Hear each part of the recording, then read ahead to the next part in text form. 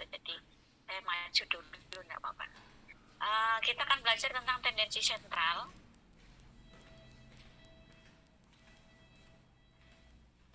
Nah, ini yang nanti paling banyak digunakan untuk data univariat, terutama untuk penelitian-penelitian yang deskriptif. Ya, akan lebih banyak menggunakan data di tendensi sentral, terutama jika datanya numerik.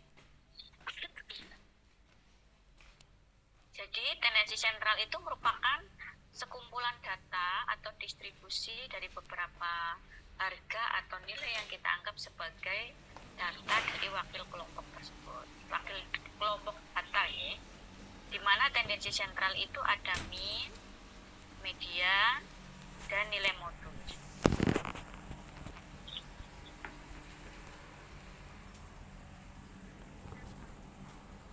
Nah, untuk mean pastinya kita sudah tahu mean adalah nilai rata-rata. Berarti rata-rata hitung. Dan ini yang paling sering digunakan menggunakan arithmetic mean. Ya, karena nilai mean ini dianggap dapat mewakili data dengan baik. Tapi nilai mean ini hanya bisa digunakan jika kalau mau kita tampilkan di dalam penelitian, nilai mean ini akan digunakan kalau datanya basisnya adalah data numerik. Misalnya nilai tekanan darah, berat badan, tinggi badan, ya itu gula darah, misalnya kadar kolesterol, itu bisa. Tapi kalau sudah kita klasifikasikan hipertensi ringan, sedang, berat, atau misalnya berat badan normal, kemudian kurang, obes, itu sudah tidak bisa menggunakan nilai mean karena sudah dikategorikan. Tapi kalau datanya masih menggunakan data aslinya, misalnya berat badan 60 kilo, 50 kilo, itu berarti datanya masih sifatnya numerik sehingga kita bisa mencari nilai ratanya.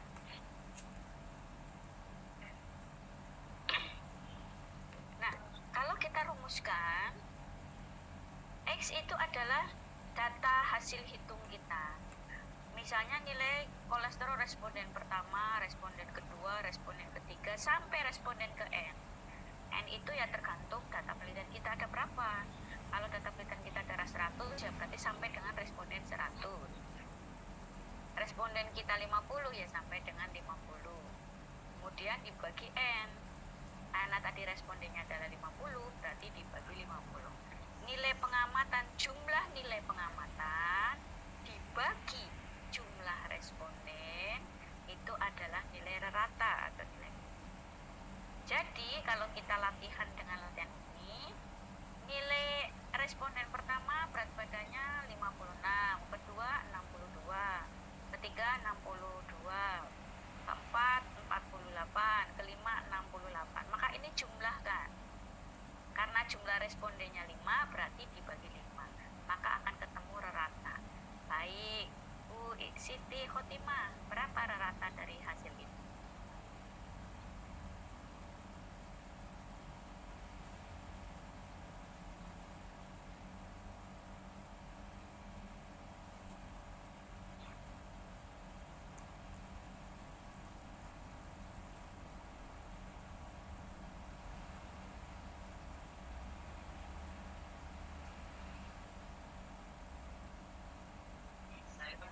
Kalau pakai air itu nggak bisa.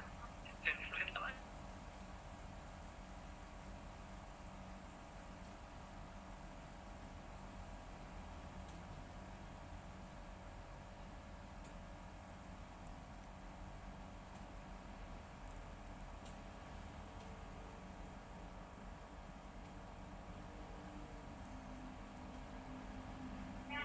Pintar nilainya, ayo. 56 tambah 62 tambah 52 tambah 48 tambah 68. Nah, niku pinten? Dibagi. Karena jumlah datanya 5, berarti dibagi 5. 55. Ada yang jawab berbeda enggak? 57,7. Nah. Data yang sama hasilnya beda ini terjadi kalau ujian. Ini baru 5 gitu. Nanti penelitian Bapak Ibu itu nanti bisa datanya lebih 50, 60 dan seterusnya, tergantung nanti data penelitiannya berapa pasien atau berapa masyarakat.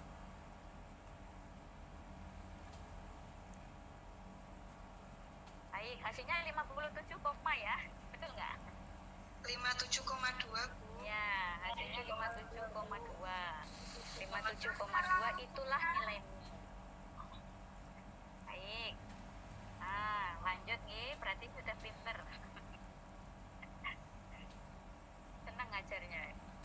Nah, kalau kita lihat ini sifat min.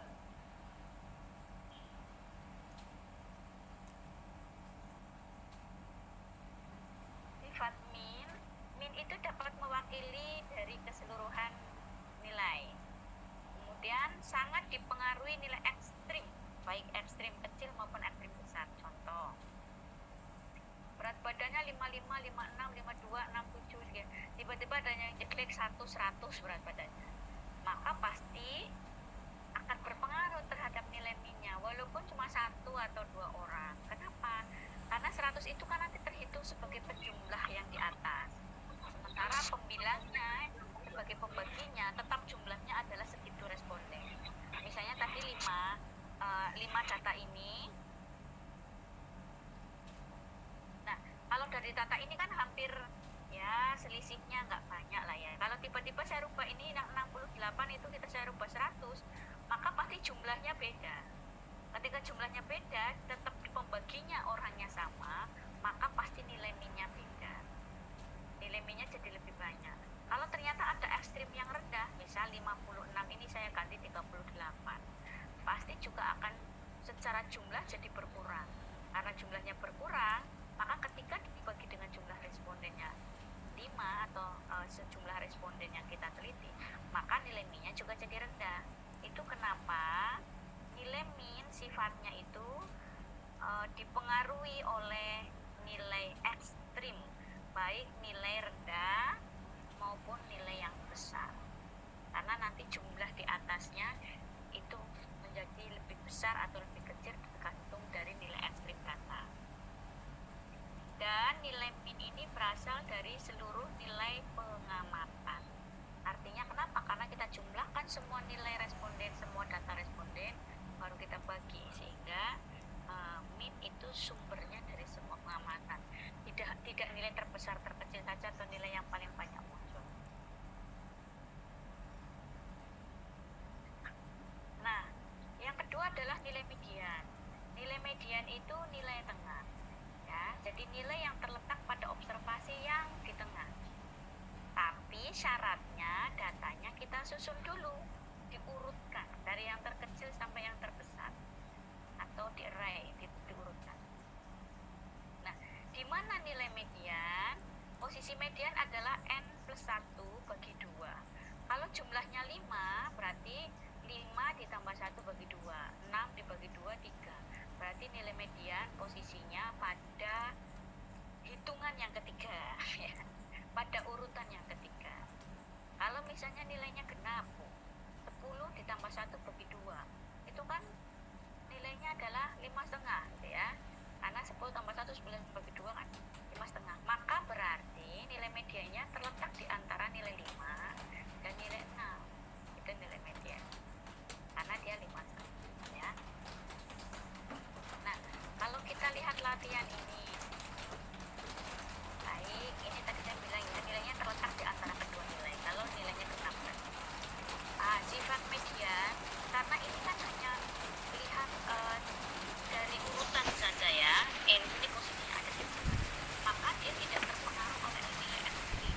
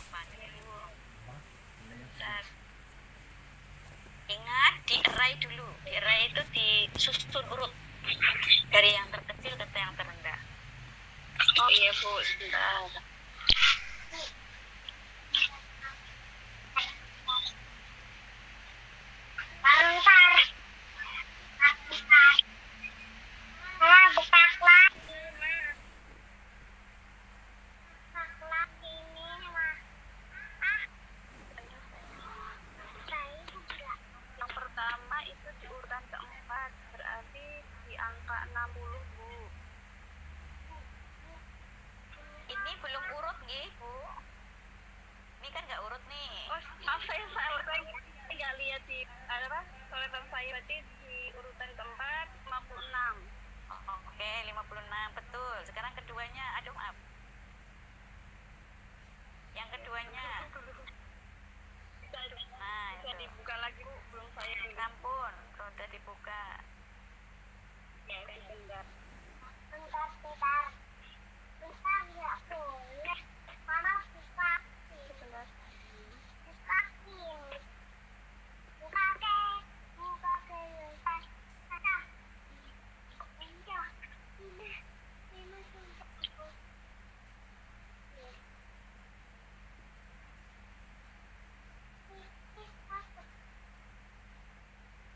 Ini jual sebelah berarti di rumah tengah itu kalau nggak salah di antara nomor 55 nggak? 50 Ya, di antara 55 dan iya, betul.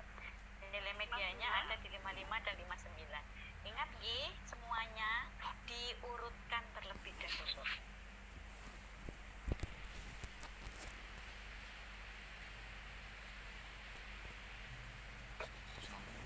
Baik, lanjut.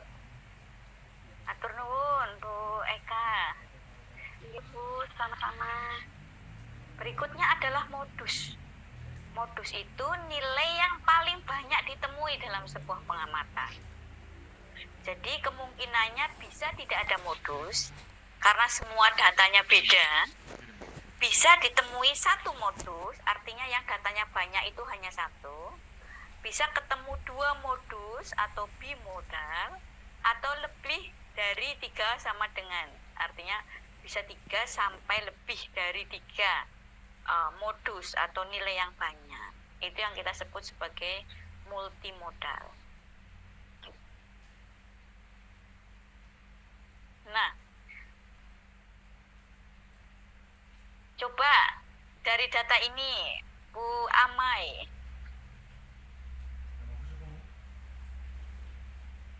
Ya Bu, ini modusnya 56. 56, berarti unimodal, bimodal, atau multimodal?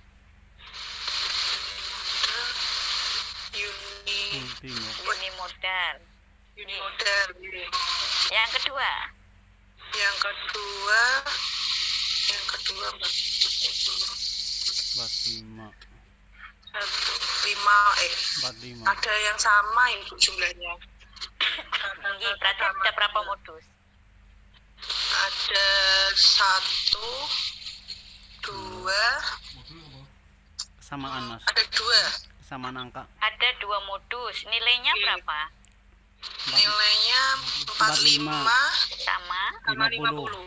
Nah, berarti kalau ada 2 modus namanya apa? Multimodal. Bimodal. Bimodal.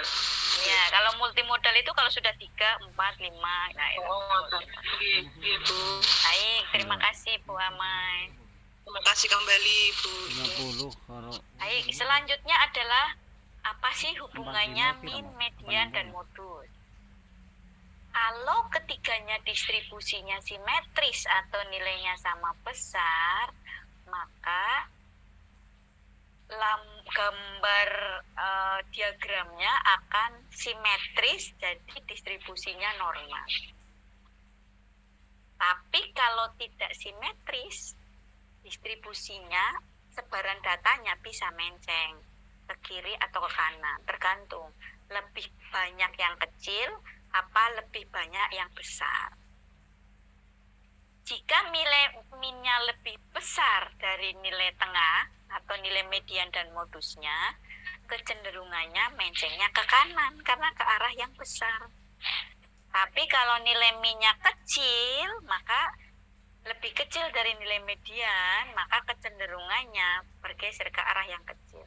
Kan kalau yang ke sebelah kiri kan 1, 2, 3, 4 dan seterusnya. Semakin ke kanan kan semakin besar. Ya. Jadi kalau dalam kurva, sebentar, kita lihat kan.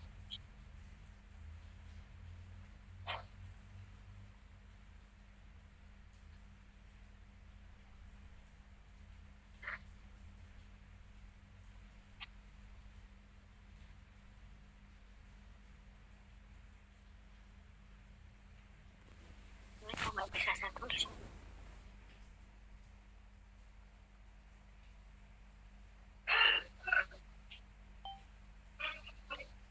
karena nggak ada ininya. Jadi nanti berkaitan dengan gambar kurva ya, kurva sebaran data normal atau tidak. Nah, kemudian kita akan belajar tentang nilai presisi.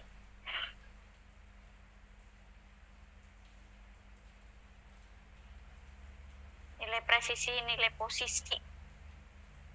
Ya, tapi kalau datanya kita susun yang terkecil sampai terbesar, kemudian kita akan meletakkan nilai letak dari penelitian itu. Kalau kita menjadi dua pengamatan, berarti dibagi dua. Contohnya begini, Bu, saya mau melihat hasil penelitian saya tentang tingkat pengetahuan pasien misalnya ya, terkait dengan pencegahan DBD misalnya. Maka saya hanya akan melihatnya menjadi dua pengamatan, baik dan kurang baik. Nah, berarti kita sudah memposisikan data menjadi dua, ya. Atau saya akan menjadi 4 misalnya, kurang, cukup, baik, sangat baik. Nah, atau saya menggunakan persentil aja, Bu, prosentase.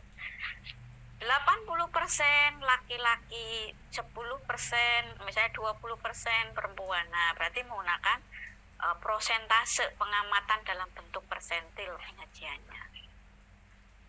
Tidak lagi menggunakan tingkatan pengamatan, 2 pengamatan. Nah, itu yang disebut sebagai nilai letak atau nilai presisi. Nah, kita akan bicara tentang varian. Nanti varian itu jenisnya ada range, rata-rata deviasi, varian, standar deviasi, dan koefisien varian. Jadi kalau nanti ada soal terkait dengan nilai varian, yang dicari adalah 1, 2, 3, 4, 5. 5 nilai. Pertanyaannya satu, carilah nilai varian dari nilai tersebut. Tapi jawabannya ada 5. Apa itu nilai varian? Nilai varian adalah nilai yang menunjukkan bagaimana variasi data. Datanya bervariasi atau tidak. Nilai rata-ratanya bagaimana. Semakin besar nilai variasi, semakin besar variasi datanya. Artinya kalau nilai variannya itu ada 20, berarti ada 20 variasi data. Padahal responden saya 100, ya berarti ada nilai yang sama. Kayak tadi kan ada 45-nya 2, ada 50-nya 2, berarti ini kan nilainya sama. Ya, berarti secara variasi data walaupun jumlahnya 10, karena yang sama ada 2, maka terhitung sebagai 8 varian. Karena yang berbeda 8, gitu ya. 2 nilai sama dengan nilai yang lain masalah.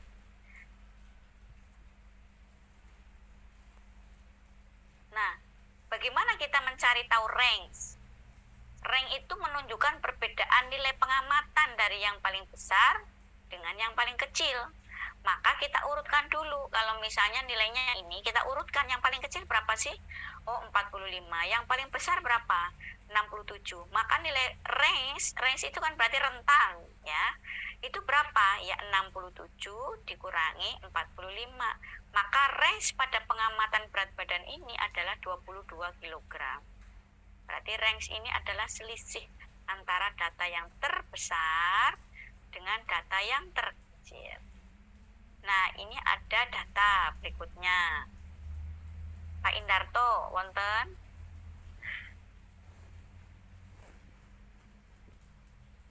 Halo Pak Indarto.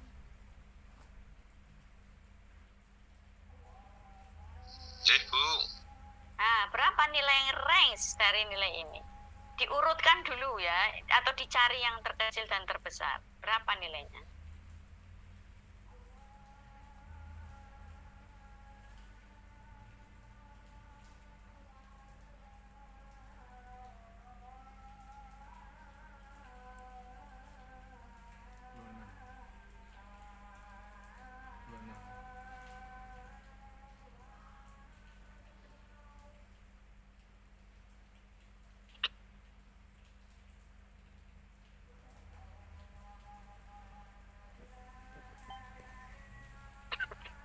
Apunten Bu, belum tahu Bu.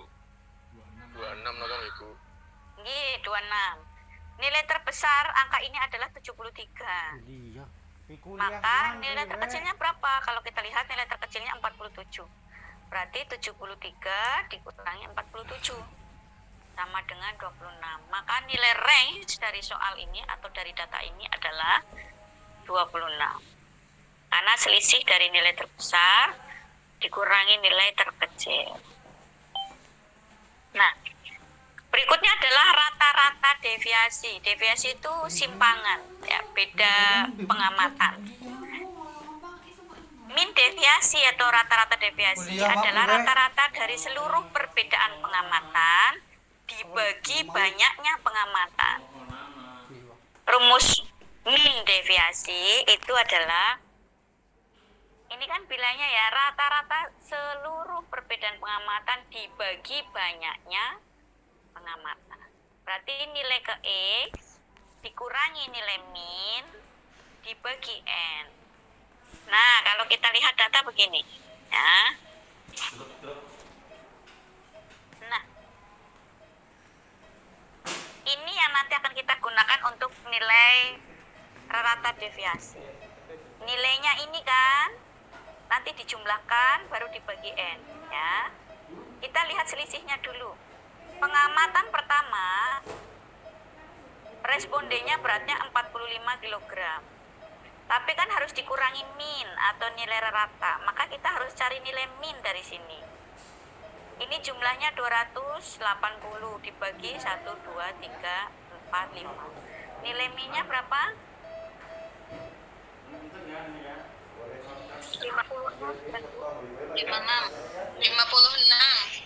56.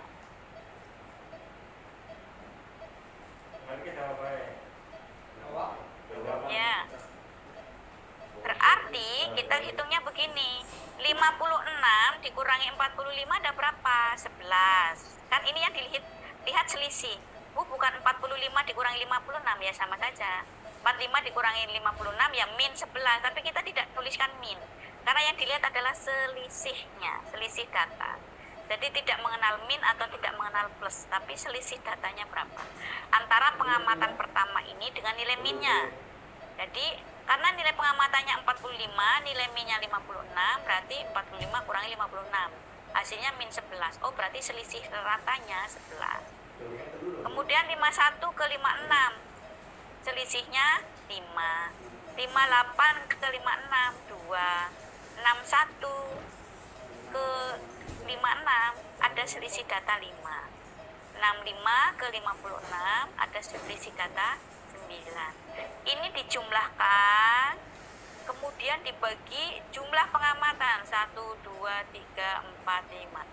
Itulah hasil dari rata deviasi. Coba Pak Ridwan, Pak Soleh Ahmad Ridwan, berapa nilai rata deviasinya?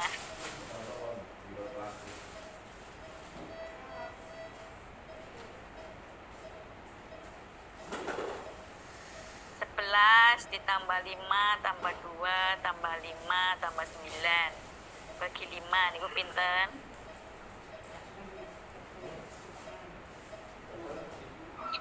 6,4. 6,4. Nggih, betul. Berarti nilai rata deviasinya adalah 6,4. Ngaten nggih?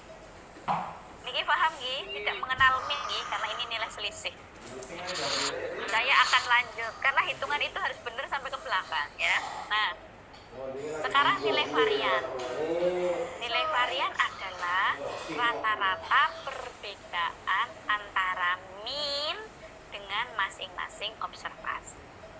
Rumusnya adalah jumlah dari selisih yang tadi kemudian dikuadratkan dibagi jumlah pengamatan dikurangi 1. Ingat nggih rumusnya? Jumlah selisih yang tadi dikuadratkan dibagi N min 1.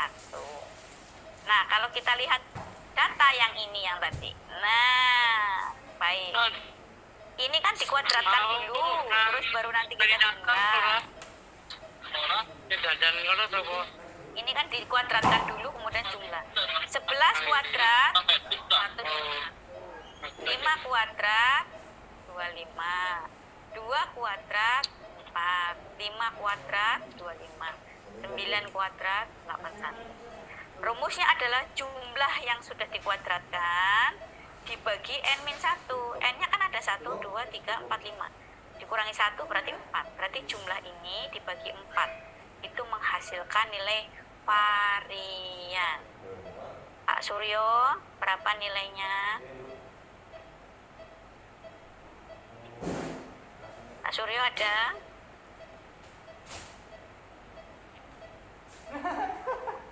Mau kuliah Pak Suryo.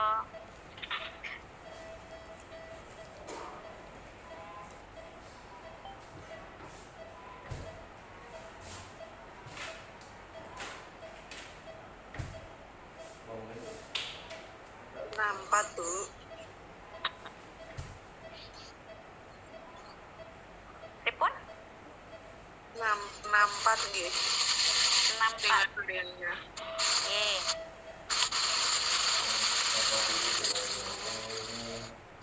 Terus 64. Oke, kalau sudah dijawab lanjut 64. Diingat nggih? Soalnya hasil itu akan masuk ke belakang. Nah, nanti kita sudah bicara varian. Nggih, ini sudah dihitung hasilnya 64. Nah, berikutnya adalah kita belajar tentang standar deviasi atau simpangan baku. Standar deviasi itu akar dari varian. Jadi variannya harus betul dulu kalau ngitung. Variannya berapa? 64. Berarti akar dari varian. Akar dari 64 niku pinten? Nah, Sofi 8. Betul. Jadi akar dari 64 adalah 8. Berarti standar deviasinya 8. Bayangkan kalau kita menghitung sejak awal salah sampai ke belakang salah semua. Ya, variannya salah, standar deviasinya ikut salah. Range-nya salah ikut salah, ke belakangnya ikut salah semua. Oke. Nah, kemudian yang terakhir adalah koefisien ovarian. Apa itu koefisien ovarian? Ini merupakan rasio dari standar deviasi terhadap nilai min. Tapi kita buat dalam bentuk prosentase. Dan kegunaannya untuk membandingkan variasi antara dua pengamatan atau lebih. Dan nilai yang lebih besar itu menunjukkan bahwa variasi pengamatannya besar. Nah, tadi contoh yang pertama, rumusnya standar deviasinya kan S-nya itu 8 tadi ya. Betul nggak? betul. Betul. Rata-ratanya pinten? Rata-ratanya tadi ingat? 56. 56. Berarti 8 dibagi 56 kali 100%. Dan ketemu pinter hitungan terus nanti.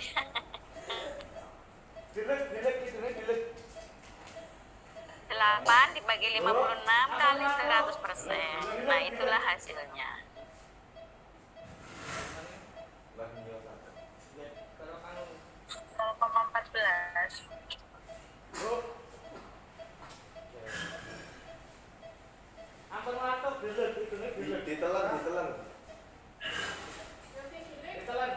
Pinten? 0,14. 14.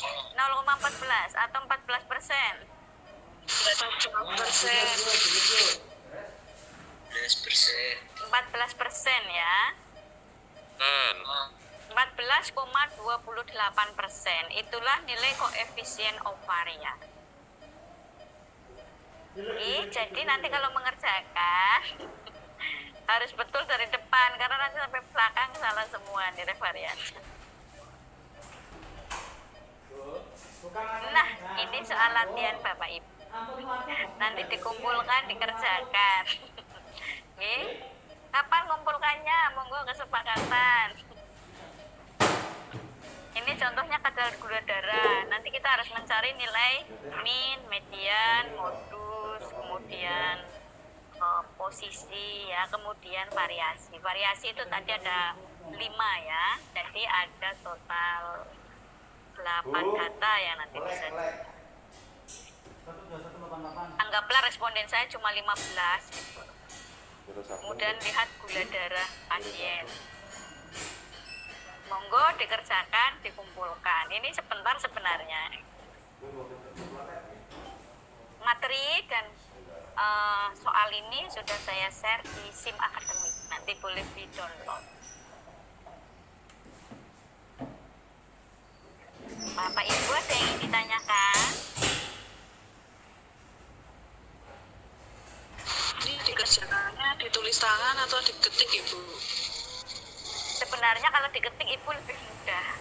Karena menghitung rata itu langsung dijumlah pakai Excel itu jauh lebih cepat. Tapi kalau ketik tangan Ibu tidak ngetik-ngetik pakai kalkulator. Tapi kalau pakai Excel Ibu pakai rumus langsung menjumlahkan dengan total secara keseluruhan. Dikuadratkan kan juga langsung pakai rumus kalau di Excel. Itu ngerjakannya mudah. Data ini langsung dipindahkan ke Excel langsung jadi, Bu. Kalau ngetik nanti Ibu buatnya begini. Nah, buat seperti ini juga. Kalau buat seperti ini kan agak ribet ya. Kalau sudah di Excel kan tinggal mindah-mindahin selisih, rumus, terus langsung ditarik ke bawah, ngitung sendiri semuanya gitu. Monggo nanti penaknya atau enaknya bagaimana. Prinsip saya mau tulis tangan boleh, ketik boleh, tapi yang penting bisa saya baca untuk saya koreksi.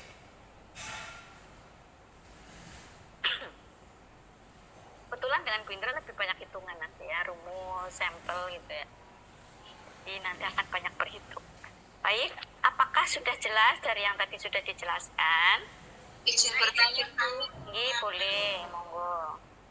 Minta tolong dijelaskan lagi mengenai min deviasi, Bu. Terima kasih. Nggih, baik. Min deviasi nggih. Baiklah.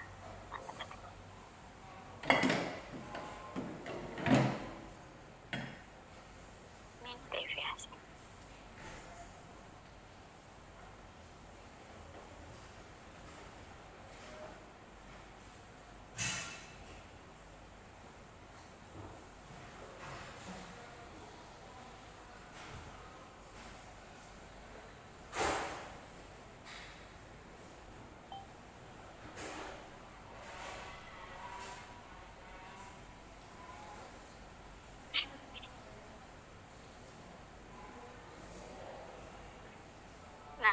Ini rumus min deviasi. Rumusnya itu jumlah dari selisih. Selisih nilai pengamatan dikurangi nilai minnya. Setelah itu dijumlahkan. Nah, kalau kita lihat dari rumusnya seperti ini. Kita hitung dulu selisih setiap pengamatan. Ini pengamatan pertama atau data pertama, ya. Kalau kita lihat tadi kan minnya atau nilai ratanya itu kan 56 karena 280 dibagi 5 ya. Berarti yang dilihat adalah dicari dulu nilai selisih setiap pengamatan ini dengan nilai minnya. Ini kan 56 dikurangi 45 11, 56 dikurangi 51 5, 56 dikurangi 58 min 2. Nah, kita tetap hitungnya 2 karena yang dihitung selisih. 56 kurangi 61 min 5 ya, ini ngitungnya tetap 5 karena selisih data ya. Kemudian dari 56 ke 65 ada selisih data 9. Jadi nilai pengamatan ini selisihnya dengan min itu berapa angkanya gitu. Setelah kita lihat setiap pengamatan berapa selisih angkanya, baru kemudian kita jumlahkan. Karena rumusnya tadi kan jumlah selisih antara nilai pengamatan dengan min. Setelah dijumlahkan, baru dibagi jumlah pengamatan lagi. Jadi jumlah ini kan jumlahnya kan 22 ya. Berapa? 32 dibagi 5. Makanya tadi ketemunya koma tadi. 6,4 Bu. Ya, 6,4. Karena 32 dibagi. Maka nilai rata deviasinya atau min deviasinya adalah 6,4. Itu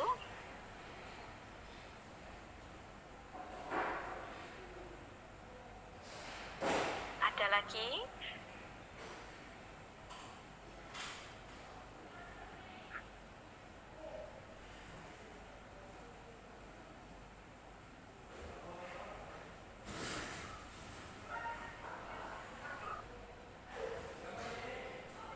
Baik, kalau tidak ada nanti kita boleh ketemu lagi. Kalau misalnya belum sempat, Bu kemarin kayaknya bisa begitu lupa ya, boleh nanti nanya gitu. Nanti masih ketemu lagi. Nanti untuk yang setelah asar, nah monggo maunya gimana itu sebenarnya cepat ngerjain kok. Lebih cepat lebih baik sebenarnya ya. Gimana mengumpulkannya? Ibu kasihkan ini ya. Nanti boleh dikumpulkan jadi satu kelas terus kumpulkan ke Bendra boleh. Atau nanti saya kirimkan link Google link untuk mengumpulkan tugas nih.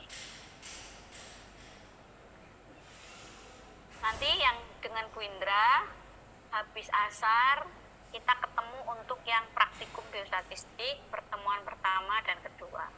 Karena harusnya minggu kemarin sudah praktikum terkait dengan input data. Nanti akan saya berikan data Excel untuk latihan input sekaligus latihan uji normalitas data. Sesuai dengan nama yang sudah dibagi. Yang harus dengan Bu Indra siapa saja. Okay? Nanti yang lainnya berarti dengan pembimbingnya masing-masing. Kalau bisa ini dikumpulkan besok ya paling lambat ya biar Bindra punya kesempatan ngoreksi. Kan itu ngerjakannya sebentar.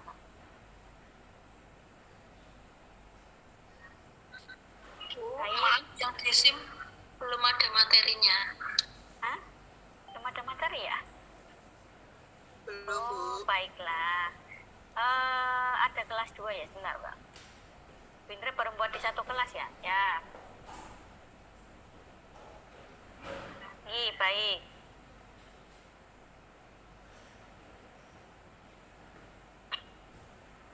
Ada lagi? Kalau tidak ada, kita akhiri dulu biar Bapak Ibu punya kesempatan untuk sholat dan menyiapkan untuk praktikum nanti.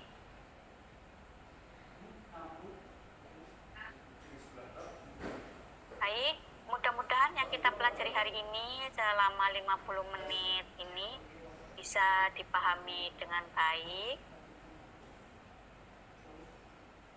dan nanti bisa diaplikasikan dengan baik.